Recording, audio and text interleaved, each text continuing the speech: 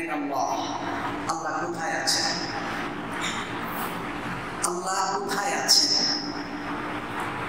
এই বিষয়ের উপর আমি খুতবা দিচ্ছি না। আমাদেরকে মনে রাখতে হবে আমাদের প্রতিটা কথা লিপিবদ্ধ হচ্ছে।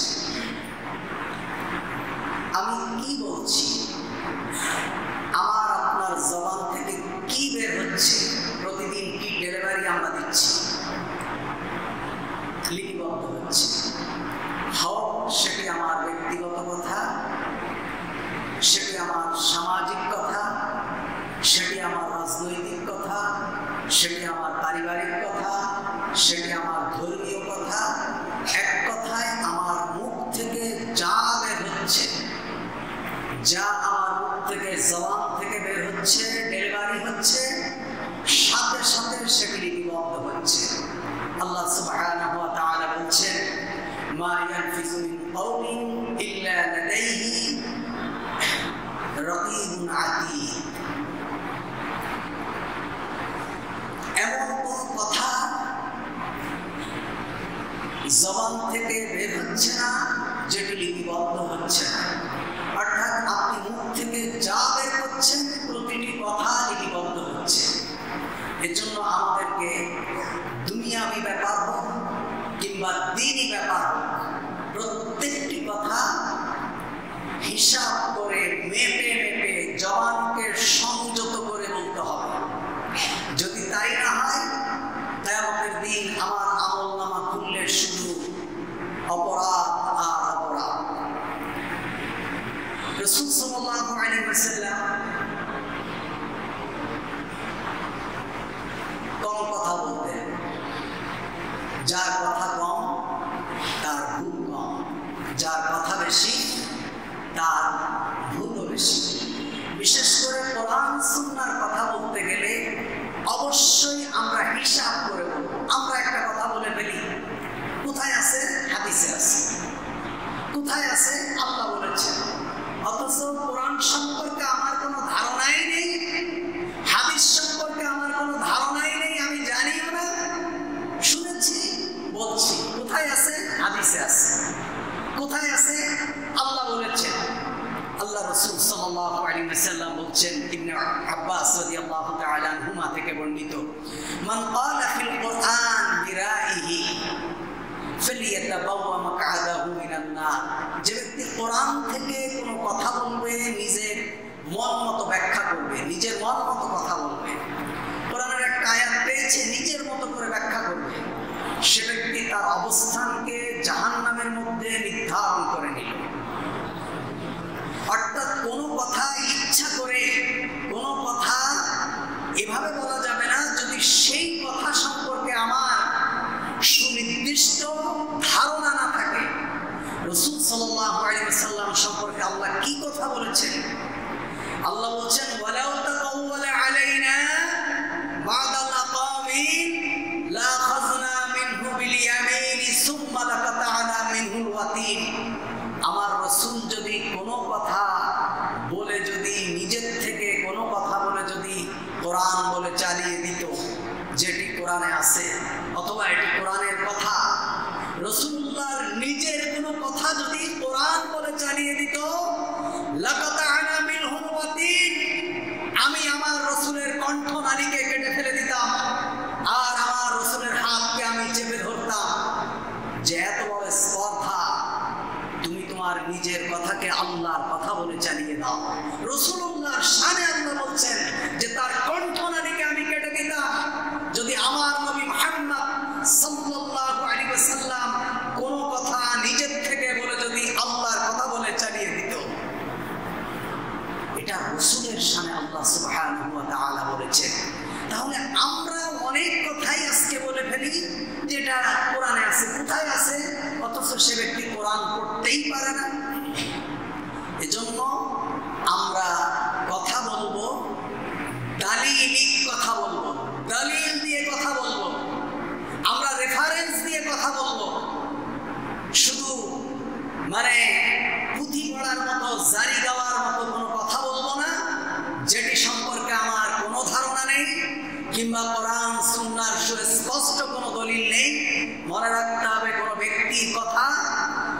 ব্যক্তির কথা, সে যত বড় ব্যক্তি হোক, সে যত বড় নামী ব্যক্তি হোক, যত বড় দামি ব্যক্তি হোক, যত বড় আলেম হোক, কোন ব্যক্তির কথা কোন শরীয়তের দলিল হতে পারে না।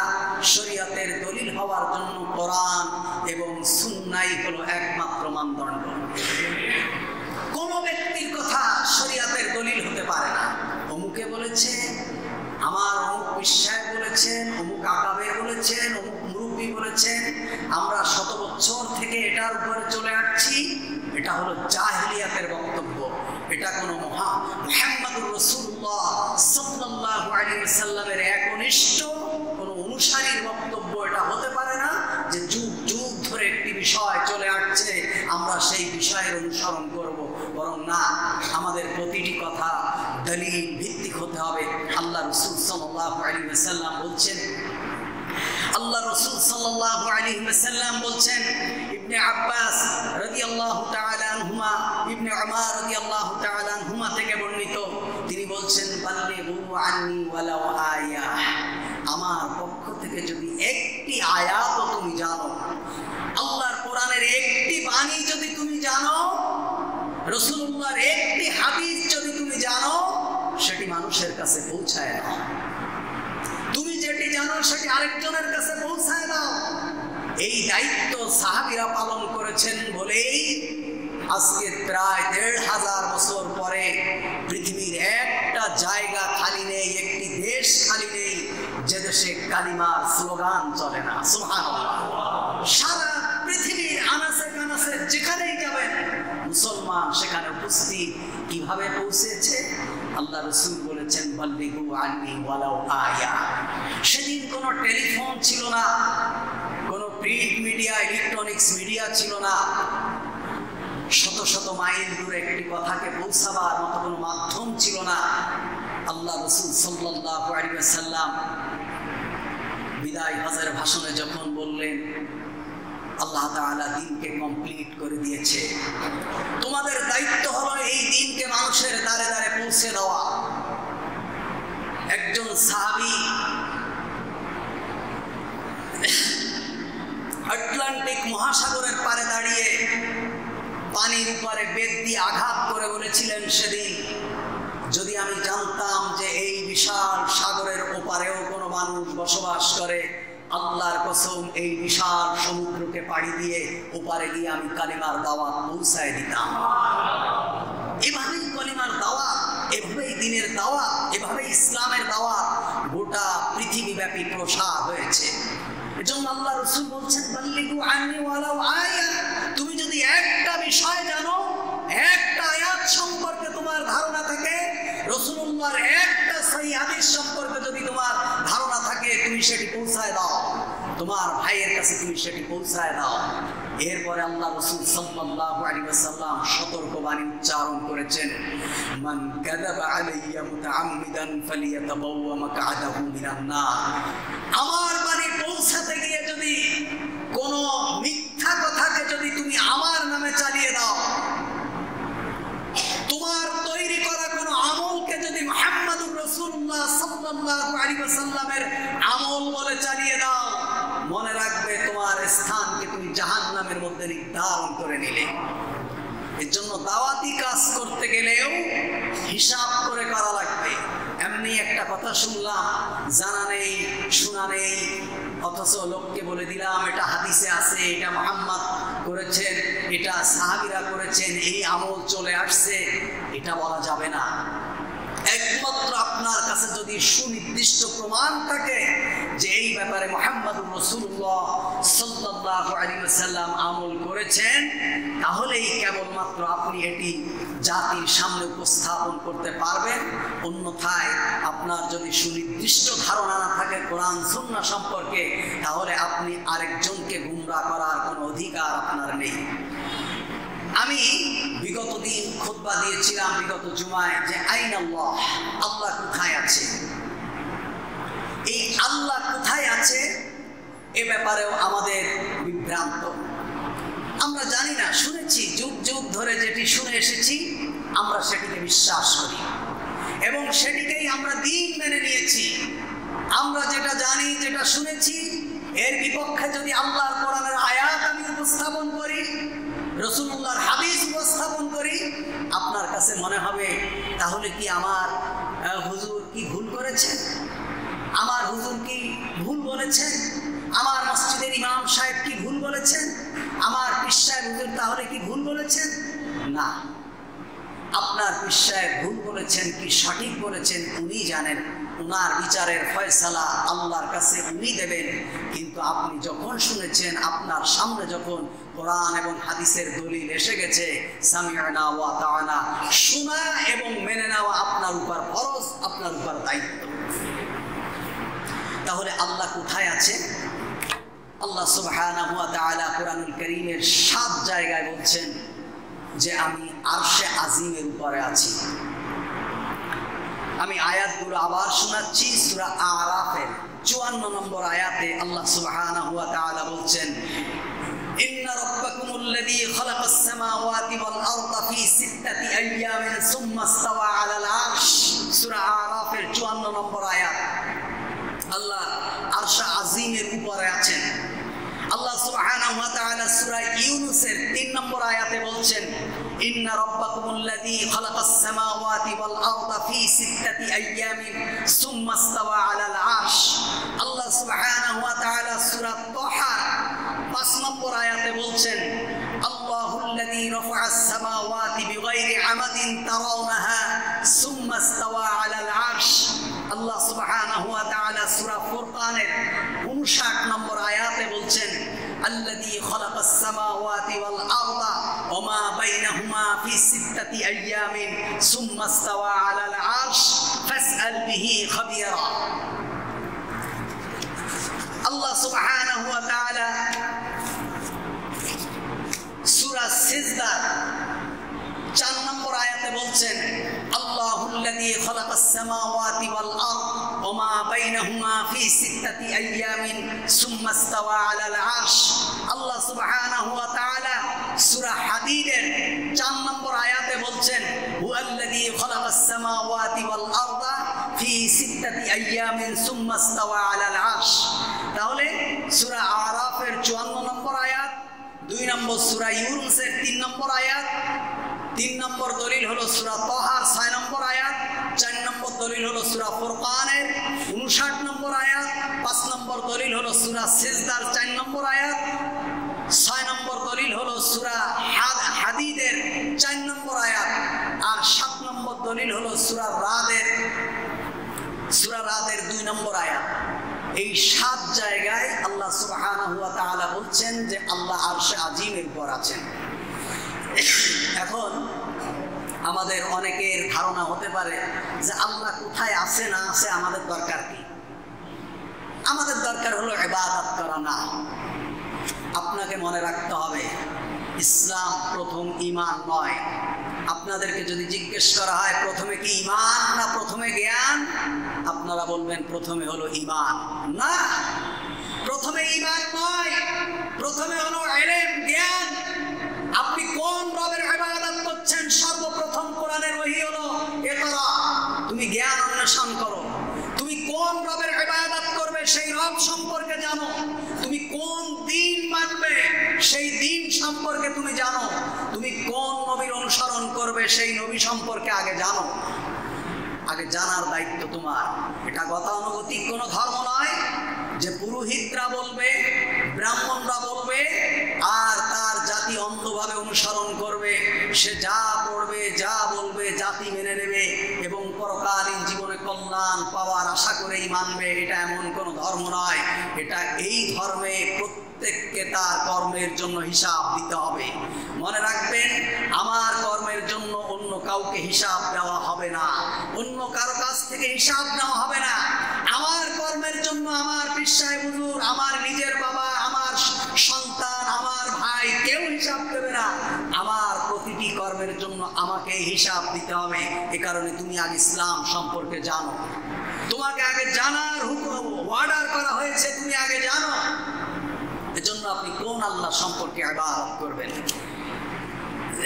এবার আসেন, আল্লাহ সুবহানাহু ওয়া তাআলা 7টি আয়াতে বলছেন যে আল্লাহ আরশে আজিমের উপর আছেন। কিন্তু আল্লাহ সুবহানাহু ওয়া তাআলা কুরআনুল কারীমের একাধিক আয়াতে বলেছেন, কি বলেছেন?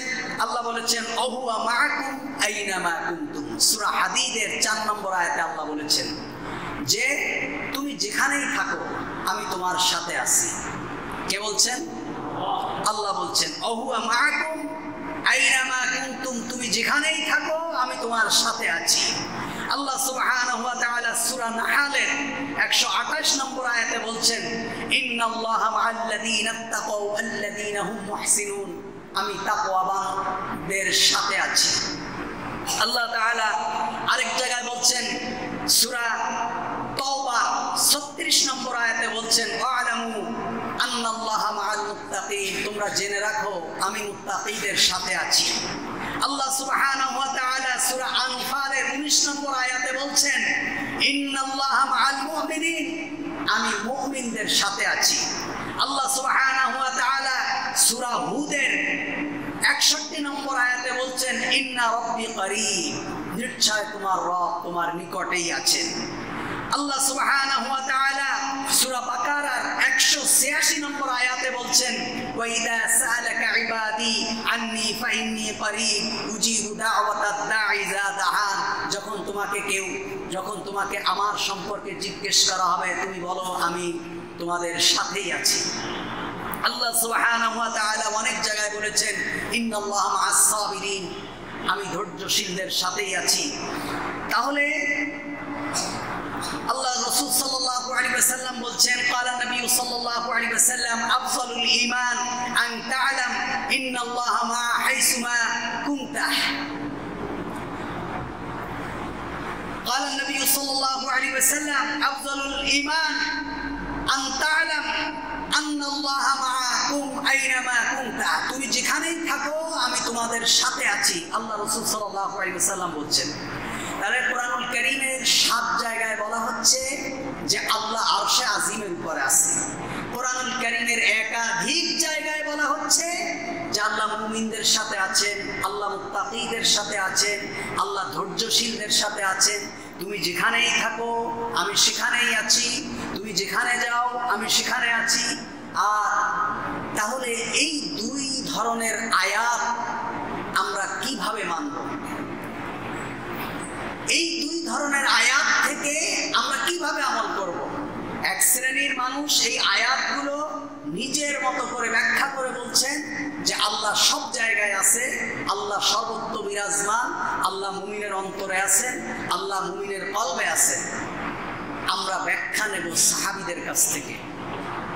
কোরআনুল কারীমের সবথেকে ভালো ব্যাখ্যা, সবথেকে বড় মুফাসসির কারা ছিলেন? সাহাবীরা ছিলেন, তাবেঈনরা ছিলেন, ইমামগণ ছিলেন। ওনারা এই আয়াতগুলি সম্পর্কে কি বলেছেন? তাহলে আল্লাহ সুবহানাহু ওয়া তাআলা তোমাদের সাথে আছেন, আল্লাহ মুমিনদের সাথে আছেন, আল্লাহ মুত্তাকিদের সাথে আছেন, আল্লাহ ধৈর্যশীলদের সাথে আছেন। তুমি যেখানেই থাকো আল্লাহ সুবহানাহু ওয়া তাআলা সেখানেই আছেন।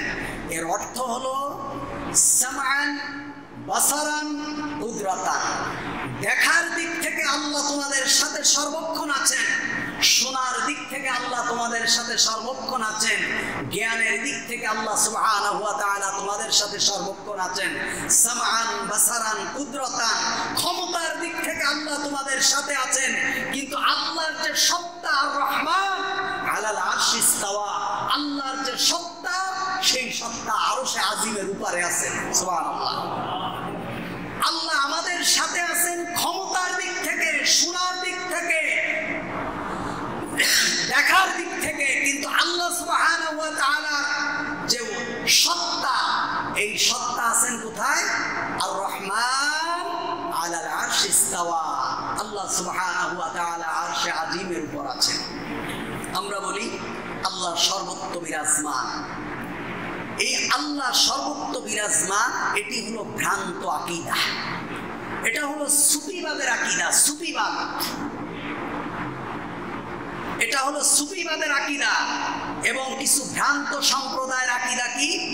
আল্লাহ সর্বত্র বিরাজমান, অর্থাৎ সব জায়গায় আল্লাহ আছেন। আমি আপনাদের কাছে বলি আল্লাহ সুবহানাহু ওয়া তাআলা হলেন পবিত্র, আল্লাহর শুরুতে আল্লাহ সুবহান শব্দ ব্যবহার করেছেন। সুবহানাল্লাযী ইসরা বিআবদিহি লাইলাম মিনাল মাসজিদিল হারাম ইলাল মাসজিদিল আকসা। সুবহান রাব্বিয়াল আ'লা, সুবহান রাব্বিয়াল আযীম। আল্লাহ হলেন পবিত্র। আপনি বলছেন আল্লাহ সব জায়গায় আছে, আপনি কিন্তু বলছেন না যে আল্লাহ কিছু কিছু জায়গায় আছে আর কিছু কিছু জায়গায় নেই, এমনটা বলছেন না। আপনি বলছেন কি আল্লাহ সর্বত্র বিরাজমান। তাহলে আল্লাহ যদি সর্বত্র বিরাজমান হয়, আল্লাহ সুবহানাহু ওয়া তাআলা হলেন পবিত্র। এদেশে কত খারাপ জায়গা আছে সারা পৃথিবীতে, কত মদের আড্ডা আছে, কত প্রস্কোয়াটার আছে, কত পতিতা আছে, কত নিকৃষ্ট জায়গা আছে, কত উলঙ্গ বেহায়াপনা হয়। আল্লাহ সুবহানাহু ওয়া তাআলা সর্বত্র বিরাজমান। আল্লাহ সুবহানাহু ওয়া তাআলা বাথরুমের ভিতরেও নাউজুবিল্লাহ বিরাজমান। তাহলে বাথরুমের ভিতরে গিয়ে আল্লাহর নাম নেওয়া যায় না কেন? আল্লাহ যদি বাথরুমের ভিতরে নাউজুবিল্লাহি মিন যালিক, আপনার কথা অনুযায়ী আল্লাহ সর্বত্র বিরাজমান, অথচ এই আল্লাহর নাম বাথরুমে কেন নেওয়া যাবে না? আল্লাহ তো বাথরুমে বিরাজমান। নাউজুবিল্লাহি মিন যালিক। আল্লাহকে আমরা কতটুকু ছোট করে ফেলেছি। মূল কথা হলো আল্লাহ কুদরতার ক্ষমতার দিক থেকে আল্লাহ সর্বত্র বিরাজমান। কঠোর বিশাল সাগরের তলদেশে যদি ছোট্ট একটা পোকাও সেটার ডানা নাড়া দেয়, আমার আল্লাহ সুবহানাহু ওয়া তাআলা সেটা শোনেন। আল্লাহ শোনার দিক থেকে সর্বত্র বিরাজমান। হাজার মাইল মাটির নিচেও যদি কোনো পোকা, কোনো কালো পোকা যদি কোনো কালো পাথরের উপর চলাফেরা করে, তার পায়ের শব্দ আমার আল্লাহ শুনতে পান। আল্লাহ শোনার দিক থেকে সর্বত্র বিরাজমান। আকাশ এবং জমিনের এমন একটি জায়গা খালি নেই যেখানে আমার আল্লাহ সুবহানাহু ওয়া তাআলার ক্ষমতা নেই। তাহলে সামান শোনার দিক থেকে, বাসারান দেখার দিক থেকে, কুদরতান ক্ষমতার দিক থেকে আমার আল্লাহ সুবহানাহু ওয়া তাআলা গোটা পৃথিবী ব্যাপী। সুবহানাল্লাহ। কিন্তু আল্লাহর সত্তা কোথায়? আর রহমান আলাল আরশি ইস্তাওয়া। আরেকটি আকীদা হলো ওয়াহিদাতুল উজুদ, অর্থাৎ সর্বস্ববাদ। এটি আপনারা অনেকেই শুনেছেন। সর্বস্ববাদ মানে সব জিনিসের ভিতরে ঈশ্বর আছে, একে বলা হয় সর্বস্ববাদ। আমি যখন চট্টগ্রাম পড়ি, তখন আমার একটা পরিচিত একটা লোক ছেলে ছিল, ওর নাম ছিল প্রকাশ শম্পা, হিন্দু। তা ওকে আমি বললাম যে তুই যে তোরা শিক্ষিত মানুষ, এই মূর্তির সামনে সিজদা দিস কেন? তখন সে আমাকে বলল আল্লাহ তো সব জায়গায় আছে। তখন আমার আকীদাও ছিল যে আল্লাহ সর্বত্র বিরাজমান, যেহেতু আমি এটাই শুনেছি, তাহলে হ্যাঁ আল্লাহ সব জায়গায় আছে। তা বলল সব জায়গার ভিতরে মূর্তি কি নেই? আমরা যেই মূর্তির পায়ে সিজদা দেই সেই মূর্তিতেও তো ভগবান আছে। যে মা দেবী ঘোড়ায় চড়ে আসে গোটা জাতির অকল্যাণকে দূর করবার জন্য, সেই মায়ের দেবীর ঘোড়ায়ও কে আছে? ঈশ্বর আছে। নাউজুবিল্লাহি মিন যালিক। একে বলা হয় সর্বস্ববাদ। এই সর্বস্ববাদে বিশ্বাসী শুধু হিন্দু নয়, এদেশের লক্ষ কোটি মুসলমান এই ওয়াহিদাতুল উজুদে বিশ্বাসী। আমি একজনকে জিজ্ঞেস করলাম তুমি মাজারে সিজদা দাও কেন? বলছে আমি মাজারে সিজদা দেই তো আল্লাহু আকবার বলেই দেই। সেখানে কি আল্লাহ নেই?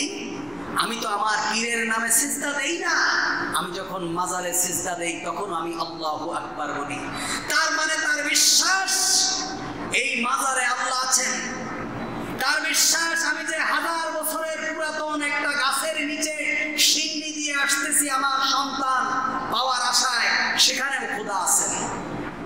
সর্বস্ববাদ কত বড় ভ্রান্ত আকীদা যে আল্লাহ সর্বত্র বিরাজমান। নাউজুবিল্লাহি মিন যালিক। আরেকটি সুফিবাদের আকীদা হলো ফানাফিল্লাহ। আপনারা অনেকেই ওয়াজ এই শব্দটার সাথে পরিচিত। ফানাফিল্লাহ, পাকিবিল্লাহ, কি কি যেন কতগুলা বলে। ফানাফিল্লাহ মানে কি জানেন? আল্লাহর ভিতরে বিলীন হয়ে যাওয়া। দেখবেন পীর সাহেবরা বলে যে আমরা ফানাফিল্লাহ হয়ে গেছি, আমাদের এখন আর নামাজ রোজা কিছু লাগে না, কাপড় চোপড় না পরলেও চলে। এরকম বহু খাজা বাবা আছে, দেখবেন 30-40 কেজি সেন গলার ভিতরে ঝুলায়।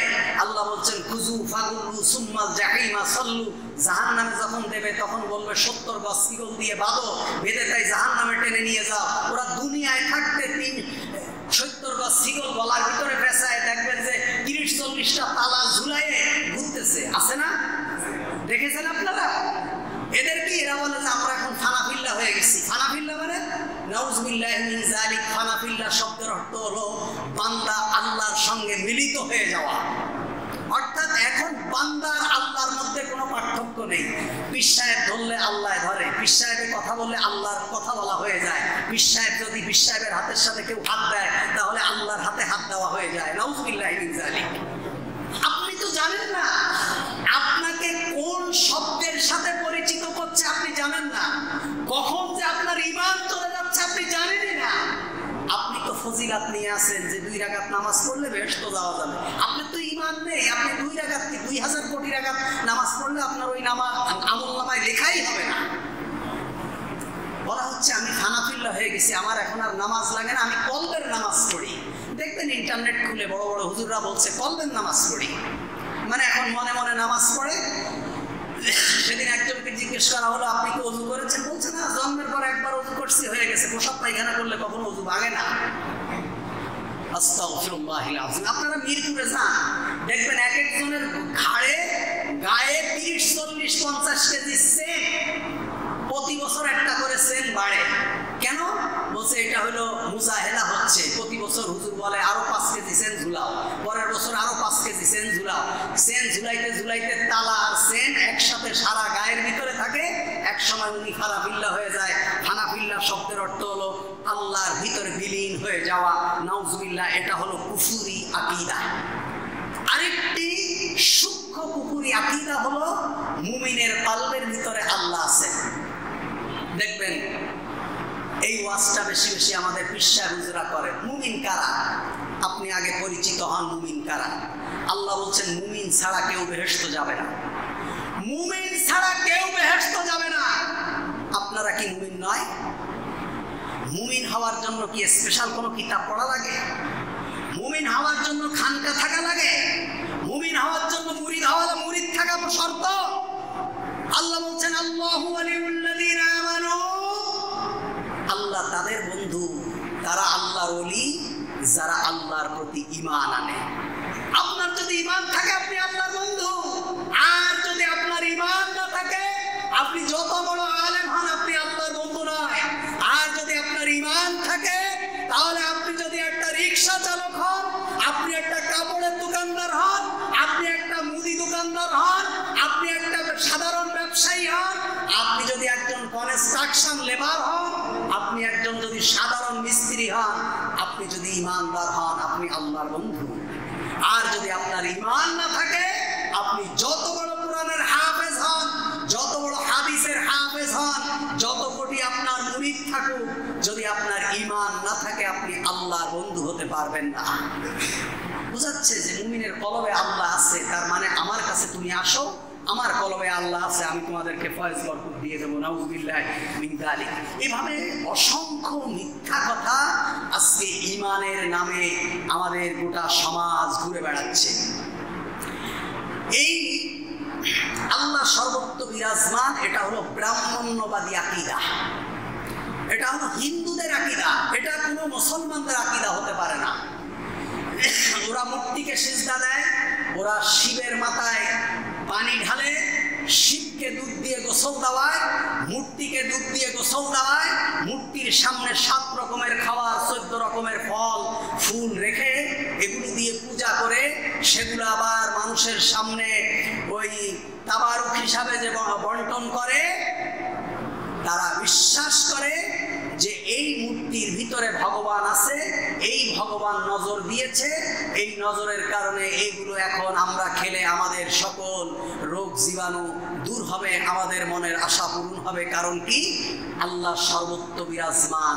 এটা হলো ব্রাহ্মণ্যবাদীদের আকীদা।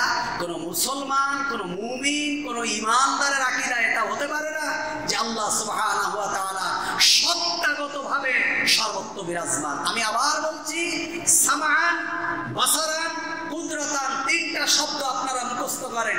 শোনার দিক থেকে, দেখার দিক থেকে, ক্ষমতার দিক থেকে আমার আল্লাহ সুবহানাহু ওয়া তাআলা সর্বত্র বিরাজমান। কিন্তু আল্লাহ সত্তাগতভাবে আল্লাহ সুবহানাহু ওয়া তাআলা আরশে আজিমের উপর আছেন। এবার আসেন, এটা হলো আমার বক্তব্যের সার বললাম। এবার এ ব্যাপারে আমাদের মাযহাবের ইমামগণ কি বলেছেন শোনেন। وقال ইমাম মালিক, আল্লাহু ফিস সামা ওয়া ইলমুহু ফি কুল্লি মাকান। ইমাম মালিক রাহিমাহুল্লাহ বলেছেন আল্লাহ হলেন আসমানের উপর এবং তার জ্ঞান, তার ইলম সারা পৃথিবী ব্যাপী। সুবহানাল্লাহ বললেন না? وقال ايضا الاستواء معلوم والكيف مجهول والسؤال عنه بدعه والايمان به واجب।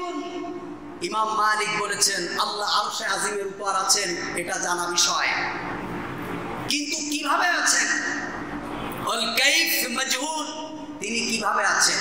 বসে আছেন না শুয়ে আছেন না দাঁড়িয়ে আছেন, কিভাবে আছেন আমরা জানি না। আল্লাহ আরশে আজিমের উপর আছেন, ওয়াল কাইফ মাজহুল, কিভাবে আছেন এটা আমরা জানি না।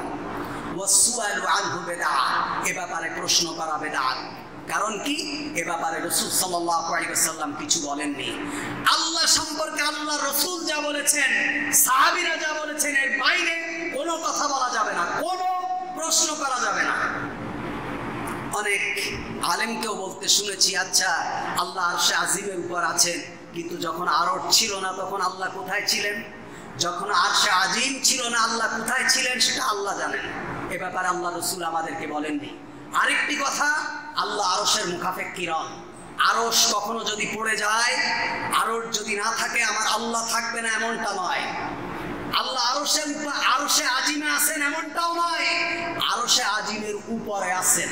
কিভাবে আছেন আমরা জানি না, কেমনে আছেন আমরা জানি না। আগে কোথায় ছিল বিশ্বনবী আমাদেরকে বলেননি। যতটুকু বলেছেন এতটুকুর উপর আমরা ঈমান আনবো। ওয়াসসুআলু আনহু বিদআহ, ইমাম মালিক বলেছেন এ ব্যাপারে প্রশ্ন করা বিদআত। ওয়াল ঈমানু বিহি ওয়াজিবুন, আল্লাহ আরশে আজিমের উপর আছে, এর উপরে ঈমান আনা হলো ওয়াজিব। এবার আসেন, মালিকি মাযহাবের একজন ফকিহ মুহাম্মদ ইউসুফ ইবনে আব্দুল্লাহ বলছেন, قال هو على العرش وعلمه في كل مكان। আল্লাহ আছেন আরশে আজিমের উপর, কিন্তু তার জ্ঞান হলো গোটা পৃথিবী ব্যাপী। সুতরাং কেউ যদি বলে যে আল্লাহ, দেখেন ওয়াজ করবে মান্না গুঞ্জাম দার জমিন আসমা লেকে গুঞ্জাম দর কুলুবে মুমিনা, মানে আল্লাহর স্থান আরশেও হয় না, জমিনেও হয় না, শুধু হয় বাবা কলিবের মুমিনের কলমের ভিতর। বাবা আছে না? সব পুকুরি কথা। মুমিনের কলমের ভিতরে আল্লাহ থাকেন না, আল্লাহর ক্ষমতা থাকেন। সুবহানাল্লাহ। এবার আসেন, তাহলে আল্লাহ কোথায় আছে? আরশে আজিমে, তার ইলম সমস্ত জায়গায়। এবার আমাদের ইমাম কি বলছে শুনেন। ইমাম আবু হানিফা কি বলছে? وقال ইমাম আবু হানিফা রাহিমাহুল্লাহ, আল্লাহু ফিস সামা দুনাল আরদ, আল্লাহ হলেন আকাশে, জমিনে না। আমি প্রমাণ দেব, আপনারা আপনাদের কাছ থেকেই প্রমাণ নেবেন কিভাবে আল্লাহ আরশে আজিমের উপর আছেন। আমি শত শত বই দেখে কোটেশন করে এখানে খুতবা দেই। আপনারা মনে করবেন না যে আমি মুখস্থ খুতবা দেই। একটা খুতবা রেডি করতে গিয়ে আমার লক্ষ লক্ষ টাকার কিতাব ঘাটা লাগে। আমার ঘরটা একটা লাইব্রেরি, ছোট্টখাট্ট একটা লাইব্রেরি আমার ঘর। আপনারা মনে করবেন না মুখস্থ ওয়াজ করি কিংবা ইন্টারনেট দেখে আমরা কথা বলি। প্রতিটা কথার রেফারেন্স আছে, আমাদের প্রতিটা কথা নেটে যায়, সারা দুনিয়া দেখে। এখানে একটা ভুল তথ্য যদি নেই তাহলে হাজার হাজার মানুষের ফোনে কান ঝালাপালা হয়ে যাবে এবং আমি আল্লাহ রাব্বুল আলামিনের কাছে হিসাব দেওয়ার জন্য আমাকে প্রস্তুত থাকতে হবে। ইমাম আবু হানিফা বলছেন কি আল্লাহ আছেন আসমানে, জমিনে নেই। ইমাম আবু হানিফা আরো কি বলছেন শোনেন। ফাকালা ইমাম আবু হানিফা রাহিমাহুল্লাহর এই আকীদার উপর সবথেকে বড় বিখ্যাত কিতাব আল ফিকহুল আকবার। আল ফিকহুল আকবার, জোরে বলুন সেটির নাম কি? Al Fiqhul Akbar. Doctor Abdullah Mohammad Jahangir sir, Kushtia university, যে ব্যক্তি আল্লাহ সুবহানাহু ওয়া তাআলা এই ব্যক্তিটাকে জান্নাতুল ফিরদাউস নসিব করুক, এই আব্দুল্লাহ মোহাম্মদ জাহাঙ্গীর স্যার আল ফিকহুল আকবারটা অনুবাদ করেছে। অনুবাদটা আপনারা পড়বেন বাংলায়। কি বলছে? ইমাম আবু হানিফা বলছে মান ক্বালা লা আরিফু রাব্বি ফিস সামা ওয়া ফিল আরদ ফাকাদ কাফারা। ইমাম আবু হানিফা বলছে যদি কেউ বলে আমি জানি না আল্লাহ আকাশে আছে না জমিনে আছে, ইমাম আবু হানিফা বলছে সে কাফের হয়ে যাবে, সে কুফরি করেছে। তুমি জানো না মানে আল্লাহ আকাশে আছে না জমিনে আছে যদি কোনো ব্যক্তি বলে ফাকাদ কাফারা। ওয়া কাযা মান ক্বালা আন্নাহু আলাল আরশ লা আদরি আলাল আরশ ফিস সামা ওয়া ফিল আরদ। ইমাম আবু হানিফা বলছেন যদি কোনো ব্যক্তি বলে আল্লাহ আরশে আজিমের উপর আছেন, তবে আরশ কি জমিনে না আকাশে আমি জানি না, বলছে এই কথা যে বলবে সেও কাফের হয়ে যাবে, সে কুফরি করলো। আল্লাহ সম্পর্কে এতটুকু ধারণা তোমার নেই, তুমি কি মুসলমান? ইমাম আবু হানিফা বলছেন শোনেন, এক ব্যক্তি আল্লাহ রাসূল সাল্লাল্লাহু আলাইহি ওয়াসাল্লামের কাছে আসলেন, আমি হাদিস শোনাচ্ছি। এসে বললেন ইয়া রাসূলুল্লাহ সাল্লাল্লাহু আলাইহি ওয়াসাল্লাম, আমার উপর দায়িত্ব, আমি একটি গোলামকে আজাদ করে দেব। এখন এই গোলাম, এই বান্দিটাকে আমি নিয়ে এসেছি, আমি এই বান্দিটাকে যদি আজাদ করে দেই তাহলে কি আমার সেই ওয়াদা পূরণ হবে? আজাদ করাটা কি আমার হবে? আল্লাহ রাসূল সাল্লাল্লাহু আলাইহি ওয়াসাল্লাম সেই বান্দিকে কি বললেন? ফাকালা লাহান নবী সাল্লাল্লাহু আলাইহি ওয়াসাল্লাম আমুমিনাতুন আনতে।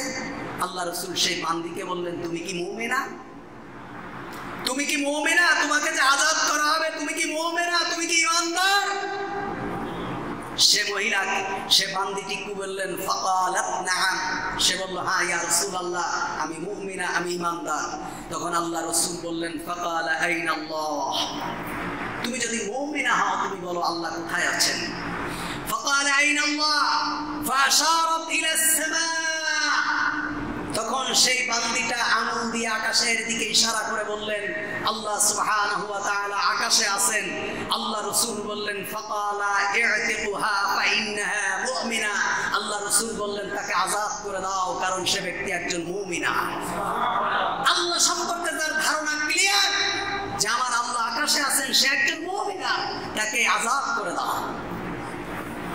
আল্লাহ রাসূল সাল্লাল্লাহু আলাইহি ওয়াসাল্লাম অনেক জায়গায় বলেছেন যে আল্লাহ সুবহানাহু ওয়া তাআলা আরশে আজিমের উপর আছেন।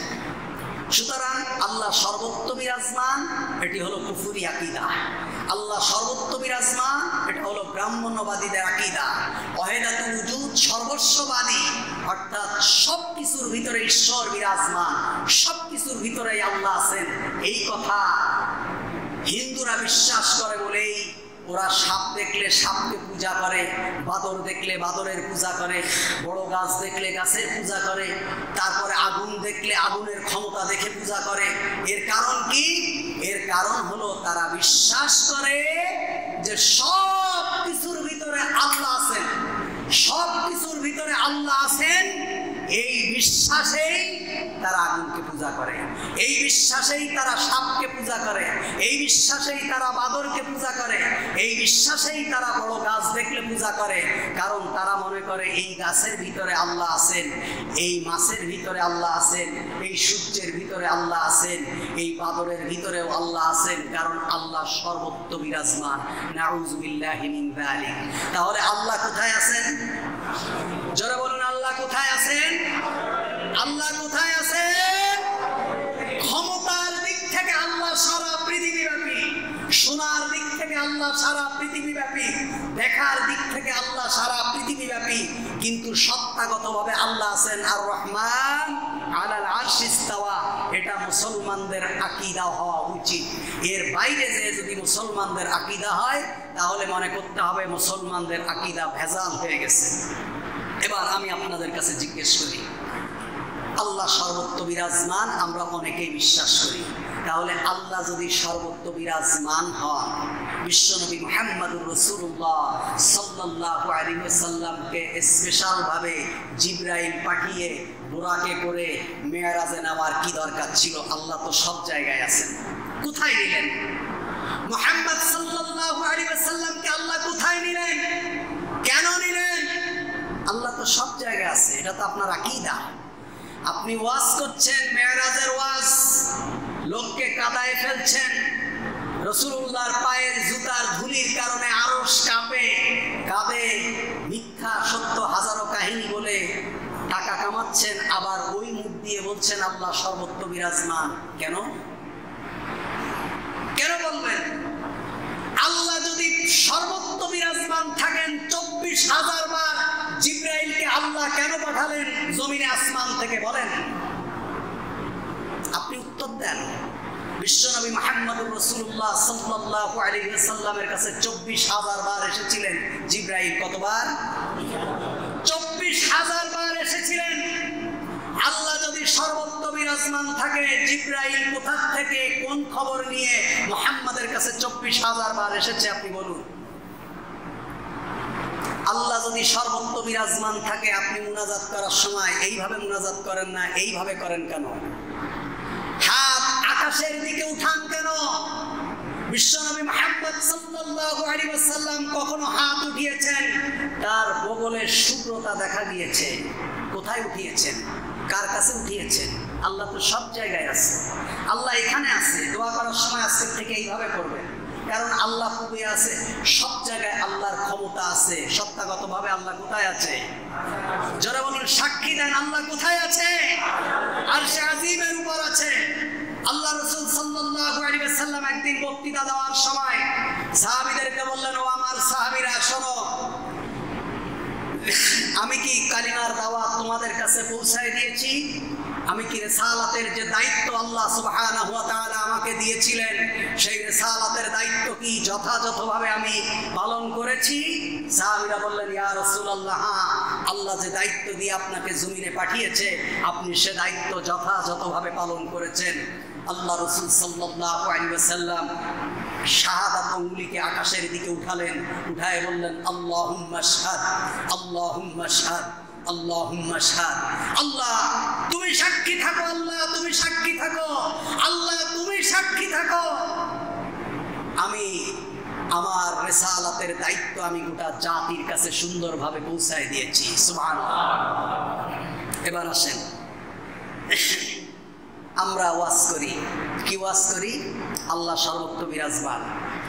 আবার আমরাই ওয়াজ করি যে শবে বরাতের দিন, শবে কদরের দিন, মধ্যরাতে আল্লাহ তাআলা প্রথম আসমানে কি আসেন? নেমে আসেন। ওয়াজ শুনছেন? আল্লাহ যে প্রথম আসমানে নেমে আসেন, এই ওয়াজ শুনেছেন? আল্লাহ রাসূলের একটি হাদিস শোনাচ্ছি বুখারী থেকে। আন আবি হুরায়রা রাদিয়াল্লাহু তাআলা আনহু আন্না রাসূলুল্লাহ সাল্লাল্লাহু আলাইহি ওয়াসাল্লাম قال ينزل ربنا تبارك وتعالى كل ليلة إلى السماء الدنيا حين يبقى ثلث الليل الآخر من يدعوني فاستجب له ومن يسألني فأعطيه من يستغفرني فأغفر له। বুখারী বর্ণনা। আল্লাহ রাসূল সাল্লাল্লাহু আলাইহি ওয়াসাল্লাম বলছেন যে প্রতিদিন রাতের শেষ অংশে ইয়ানজিলু রব্বুনা তাবারাকা তাআলা কুল্লু লাইলাতিন ইলা সামাঈদ দুনিয়া হিনা ইয়াবকা সুলসাইল লাইলিল আখির। রাতের শেষ তৃতীয়াংশে আল্লাহ তাআলা প্রতিদিন প্রথম আসমানে নেমে আসে। ইয়ানজিলু রব্বুনা ইলা সামাঈদ দুনিয়া, দুনিয়ার আকাশ কোথায়? প্রথম আকাশ। প্রথম আকাশে নেমে আসে। কে আসেন? আল্লাহ আসেন। এবার আপনি বলেন, বুখারীর হাদিস, আপনি ওয়াজ করেন শবে বরাতের দিন, এই ওয়াজ শোনায় মানুষের কাছ থেকে টাকা নেন, আবার বলেন আল্লাহ সব জায়গায় আছে। আল্লাহ যদি সব জায়গায় থাকে, ইয়ানজিলু নাজিল হয়, অবতীর্ণ হয়। অবতীর্ণ কি নিচের থেকে হয় না উপর থেকে হয়? বলেন কোথা থেকে হয়? অবতীর্ণ কি নিচ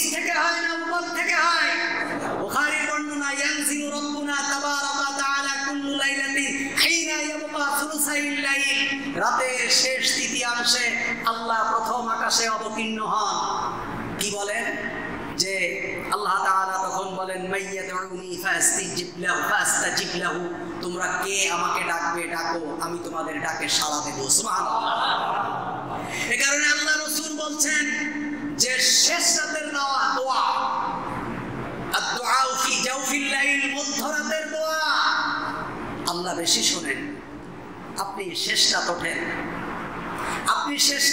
দুই রাকাত নামাজ পড়েন, আপনার পারিবারিক সমস্যা, আপনার অর্থনৈতিক সমস্যা, আপনার চাকরির সমস্যা, আপনার রাজনৈতিক সমস্যা, আপনার প্রতি কেউ আপনার উপর হিংসা করেছে, আপনি শেষ রাতে ওঠেন, 2 রাকাত নামাজ পড়েন, হাতকে আকাশের দিকে বাড়িয়ে দেন। আল্লাহ রাসূল বলছেন তোমার হাত উঠাতে দেরি, আল্লাহ কবুল করতে দেরি নেই। আল্লাহ প্রথম আকাশে নেমে আসেন, বলেন কে আছো আমার কাছে চাইবা, আমাকে ডাকার মতো কে আছো, আমি তোমাদের ডাকে আজকে সাড়া দেব। মাইয়াসালুনি ফাউতিয়া, কে আমার কাছে আজকে চাইবা, আমি তার চাওয়াকে আজকে পূরণ করব। আল্লাহ রাসূল বললেন মাইয়াস্তাগফিরুনি ফাগফির লাহু, কে আমার কাছে ক্ষমা চাইবা, আমি তোমাকে ক্ষমা করে দেব। তাহলে আল্লাহ তাআলা যে নামেন, কোথা থেকে নামেন? নিচ থেকে না উপর থেকে? আপনি বলছেন আল্লাহ সর্বত্র বিরাজমান, তাহলে প্রতি রাতে আল্লাহ কোথা থেকে নামেন? তার মানে আপনার ওয়াজের সাথে মিল নেই। তার মানে আপনি ওয়াজ করেন শুনে গবেষণা করেন না। আপনি যে হাদিস যেভাবে পান আপনার নিজের মতো করে আপনি ব্যাখ্যা করেন, সাহাবীদের কাছ থেকে ব্যাখ্যা নেন না। আমি প্রতিহিংসার কারণে কাউকে বলছি না, আমি আকীদা ঠিক করার জন্য প্রত্যেককে নসিহত করছি। বুখারীর এই হাদিস আপনারা একাধিকবার শুনেছেন আপনাদের মসজিদে, যে আল্লাহ রাতের শেষাংশে প্রথম আসমানে নেমে আসে। তাহলে যে হুজুরের কাছে শুনেছেন সেই হুজুরই আপনাকে বলছে যে আল্লাহ সর্বত্র বিরাজমান। আপনি তাকে জিজ্ঞেস করেন আল্লাহ যদি সর্বত্র বিরাজমান থাকে তাহলে ইয়ানজিলু, নাজিল হয় কোথা থেকে? আল্লাহর কাছ থেকে কোরআন নিয়ে শবে কদরের রাতে জিবরাইল আমিন মুহাম্মাদের কাছে এসেছেন, কোথা থেকে? উপর থেকে না নিচ থেকে? আপনি বলছেন আল্লাহ সব জায়গায় আছে, আল্লাহ আরশে আজিমের উপর আছে। আমি আপনাদেরকে বুঝাবার জন্য বলছি, আল্লাহ সর্বত্র বিরাজমান এ কথা বলা হলো কুফরি, এ কথা কোনোভাবেই বিশ্বাস করা যাবে না। আল্লাহ রাব্বুল আলামিন সত্তাগতভাবে কোথায় আছেন? আরশে আজিমে আছেন না, আরশে আজিমের উপরে আছেন। আল্লাহর জন্য কোনো মাকান, কোনো জায়গা নির্ধারণ করা জায়েজ নেই, কোনো জায়গা আল্লাহর জন্য ঠিক করা জায়েজ নেই। তবে হ্যাঁ, কোনো ব্যাপারে আমরা প্রশ্ন করব না আল্লাহ সম্পর্কে যতটুকু জানি এর বাইরে। কারণ আল্লাহ রাসূল বলছেন শয়তান তোমার কাছে আসবে, এসে বলবে এ গাছকে সৃষ্টি করেছে, তুমি বলবো আল্লাহ মনে মনে। এ আকাশকে সৃষ্টি করেছে আল্লাহ, এ সূর্যকে সৃষ্টি করেছে আল্লাহ। আল্লাহ রাসূল বলছেন মান খালাকা কাযা, মান খালাকা কাযা, মান খালাকা কাযা, এটিকে সৃষ্টি করেছে, এটিকে সৃষ্টি করেছে, এটিকে সৃষ্টি করেছে, তুমি বলবো আল্লাহ। তখন শয়তান তোমার মনে মনে বলবে মান খালাকা রব্বুকা, সব তো তোমার আল্লাহ সৃষ্টি করেছেন, তুমি বলো তোমার রবকে কে সৃষ্টি করেছেন? আল্লাহ রাসূল বলছেন তখনই তুমি বলবা আউযু বিল্লাহি মিনাশ শাইতানির রাজিম। তখন তুমি মনে করবা শয়তান আমার মনের ভিতরে ধোঁকা দিচ্ছে, তখনই আউযু বিল্লাহ পড়ে শয়তানকে তাড়িয়ে দাও। এজন্য আল্লাহ এবং তার রাসূল সম্পর্কে, আল্লাহ সম্পর্কে ততটুকু বলবো যতটুকু আল্লাহ বলেছেন, যতটুকু তার রাসূল বলেছেন, এর বাইরে কোনো কথা আমরা বলবো না। আপনাদেরকে অনেকে বলবে তাহলে আরশ সৃষ্টি করার আগে আল্লাহ কোথায় ছিল? আপনি বলবেন আল্লাহ এবং তার রাসূল বলেননি।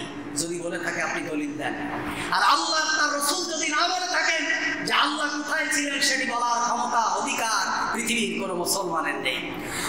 আল্লাহ সুবহানাহু ওয়া তাআলার সৃষ্টির ভিতরে সবথেকে বৃহৎ সৃষ্টি, আযমুল মাখলুক, সবথেকে বড় সৃষ্টি হলো আরশে আজিম। আল্লাহ যত কিছু সৃষ্টি করেছেন সবথেকে বৃহৎ সৃষ্টি হলো আরশে আজিম। আল্লাহ সুবহানাহু ওয়া তাআলা সেই আরশে আজিমের উপর আছেন। আল্লাহ তাআলা আরশে আজিমের মুখাপেক্ষী নন। আল্লাহ সুবহানাহু ওয়া তাআলা কোনো কিছুর মুখাপেক্ষী নন। কুল হুয়াল্লাহু আহাদ আল্লাহুস সামাদ লাম ইয়ালিদ ওয়া লাম ইউলাদ ওয়া লাম ইয়াকুল লাহু কুফুয়ান আহাদ। আল্লাহ কোনো কিছুর মুখাপেক্ষী নন, তার সমকক্ষ কেউ নেই। তিনি আরশে আজিমের মুখাপেক্ষী নন, তিনি আরশ সৃষ্টি করে তার উপর তিনি অবস্থান নিয়েছেন।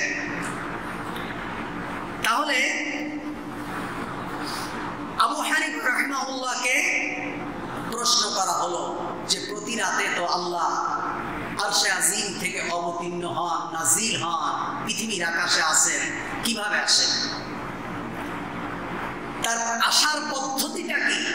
আল্লাহ রাসূল সাল্লাল্লাহু আলাইহি ওয়া আবু হানিফা বলছেন ইয়ানজিলু বিলা কাইফ, অবতীর্ণ হন কোনো পদ্ধতি ছাড়াই। কিভাবে অবতীর্ণ হন আল্লাহই জানেন, কিভাবে আসেন আল্লাহই জানেন। কারণ শয়তান আমাকে বলবে তাহলে আল্লাহ কি নেমে আসেন, আল্লাহ কি হেঁটে আসেন, নাকি আসমান থেকে পা বাড়িয়ে দেন, নাকি ঘোড়ায় চড়ে আসেন? নাউযুবিল্লাহি মিন যালিক। এগুলো শয়তানের ওয়াসওয়াসা। আমাদেরকে রাসূলুল্লাহ সাল্লাল্লাহু আলাইহি ওয়াসাল্লাম বলেননি, শুধু এতটুকু বলেছেন আল্লাহ আকাশ থেকে নামেন প্রথম আকাশে। আল্লাহ রাব্বুল আলামিন পৃথিবীর আকাশে প্রতি রাত নামেন। কিভাবে নামেন আমরা জানি না, কোন পদ্ধতিতে নামেন আমরা জানি না, আমাদেরকে রাসূলুল্লাহ সাল্লাল্লাহু আলাইহি ওয়াসাল্লাম বলেননি। এজন্য আল্লাহ এবং তার রাসূল সম্পর্কে আমরা এমন কোনো কথা বলবো না যেটা বললে আমরা ধরা খাবো এবং যেটার ব্যাপারে রাসূলুল্লাহ সাল্লাল্লাহু আলাইহি ওয়াসাল্লাম বলেননি। এই ব্যাপারে মুহাম্মদ ইবনে ইসহাক ইবনে খুজাইমা রাদিয়াল্লাহু তাআলা আনহু কে প্রশ্ন করা হলে আল্লাহ সম্পর্কে তিনি বললেন, কি বললেন? ওয়ালাম ইয়াকুন আইম্মাতুল মুসলিমিনা মিনাস সাহাবা ওয়াত তাবিঈন ওয়া আইম্মাতুদ-দ্বীন মাসালুল মালিক ইবনে আনাস, সুফিয়ান সাউরি ওয়া আল-আউজাঈ ওয়া আবু হানিফা, আবু ইউসুফ, মুহাম্মদ ইবনে হাসান ওয়া শাফি, আহমদ ইবনে হাম্বল ওয়া ইসহাক, ইয়াহইয়া ইবনে ইয়াহইয়া, আব্দুল্লাহ ইবনে মুবারক, মুহাম্মদ ইবনে ইয়াহইয়া। একাধিক ব্যক্তির নাম উল্লেখ করে বলেছেন, এনারা বলেছেন এই সম্পর্কে যদি কেউ কোনো ধরনের প্রশ্ন করে তাদের বই, তাদের কথা তোমরা শুনবা না, তাদের ওয়াজই শুনবা না, এবং তাদের সঙ্গে তাদের কোনো লেখা বইও পড়বা না, কারণ এগুলো পড়লে তোমরা বিভ্রান্ত হবে। আল্লাহ এবং তার রাসূল আল্লাহ সম্পর্কে যতটুকু বলেছেন এর বাইরে কোনো কথা আমরা বলবো না, কোনো কথা বলবো না। আমরা এতটুকু শুনেছি ব্যাস, আল্লাহ ওখানে আছেন, আল্লাহ এভাবে আছেন, সাহাবী বলেছেন, তাবেঈ বলেছেন। এই আয়াতগুলোর ব্যাখ্যা যে আল্লাহ সবার সঙ্গে আছেন, এই আয়াতের ব্যাখ্যায় বলা হয়েছে যে আল্লাহ ক্ষমতার দিক থেকে সবার সাথে আছে, শোনার দিক থেকে সবার সাথে আছে, দেখার দিক থেকে সবার সাথে আছে, সর্বত্র আল্লাহর ক্ষমতা বিরাজমান, কিন্তু সত্তাগতভাবে আল্লাহ সুবহানাহু ওয়া তাআলা আছেন আরশে আজিমের ভিতরে। এজন্য আমরা আল্লাহ এবং তার রাসূল সাল্লাল্লাহু আলাইহি ওয়াসাল্লাম সম্পর্কে আমাদের আকীদাকে আমরা সুন্দর করব। আল্লাহ রাব্বুল আলামিন আমাদেরকে কবুল করুন। জোরে বলুন আমিন।